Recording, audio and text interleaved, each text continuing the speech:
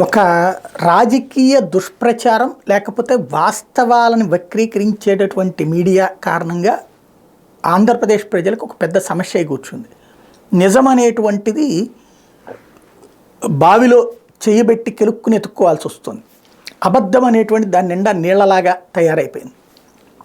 ఇది ఎందుకు చెప్పాల్సి వస్తుందంటే మనకి ఇప్పటిదాకా తెలిసినటువంటిది ఏంటి?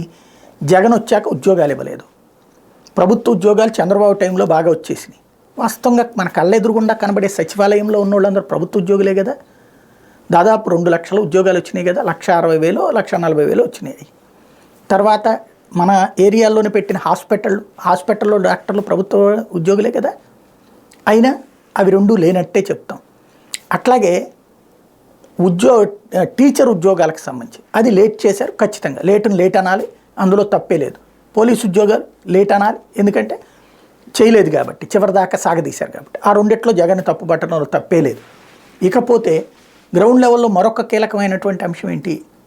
ఏపీపీఎస్సి గతంలో పెట్టిన పరీక్షల్లో పాస్ అయినటువంటి వాళ్ళకి ఇది పరీక్షలు చంద్రబాబు నోటిఫికేషన్ ఇచ్చి వదిలేస్తే వాళ్ళందరికీ ఉద్యోగాలు ఇచ్చాడు జగన్.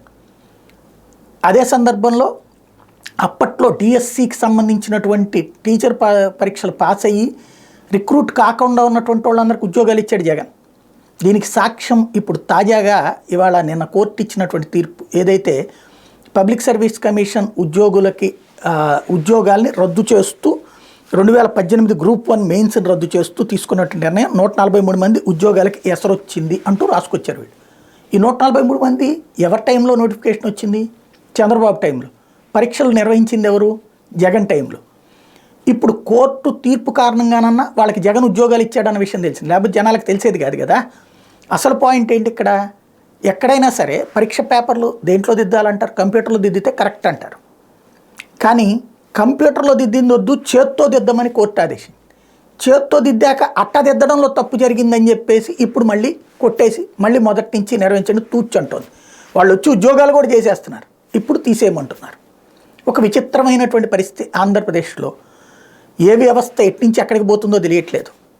కాకపోతే ఈ వార్త ద్వారా, ఈ కోర్టు తీర్పు ద్వారా తెలిసింది ఏంటంటే గ్రూప్ 1 ఉద్యోగాలు కూడా ఇచ్చాడు జగన్ వచ్చాక. కానీ